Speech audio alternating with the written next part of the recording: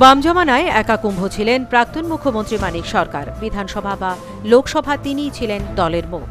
মানিক সরকারের মতোই রাজ্য রাজনীতির বিজেপির একা কুম্ভ রাজ্যের মুখ্যমন্ত্রী বিপ্লব কুমার দেব।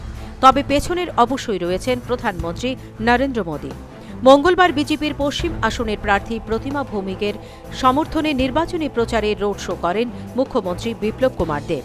এদিন সকালে রেশম বাগান থেকে রানীর বাজার পর্যন্ত রোড শো করেন মুখ্যমন্ত্রী। সঙ্গে ছিলেন প্রার্থী প্রতিমা ভৌমিক সহ অন্যান্য নেতৃত্ব। মুখ্যমন্ত্রীর রোড শোতে রাস্তার দুপাশেই ছিল জনতার উপচে পড়া ভিড়। রোড শোতে মুখ্যমন্ত্রীর গাড়ির পেছনেই ছিল বাইক র্যালি। এক প্রান্ত থেকে অপর প্রান্ত পর্যন্ত বাইক মিছিলের মাথা লেজ খুঁজে পাওয়া ছিল দুষ্কর।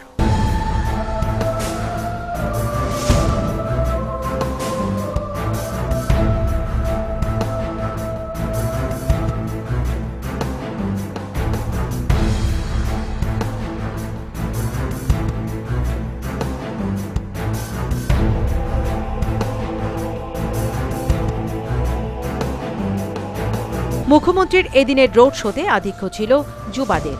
রোড শো চলাকালীন রাজ্যের মুখ্যমন্ত্রী বিপ্লব কুমার দেব জানান, রাজ্যে চাই শুধু মোদি আর Modi.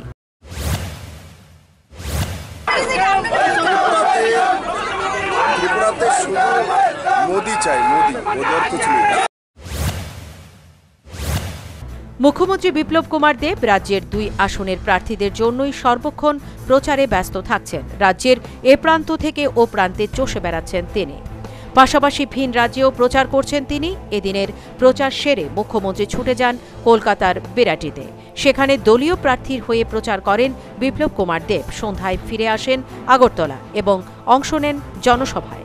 Bureau report, news vanguard.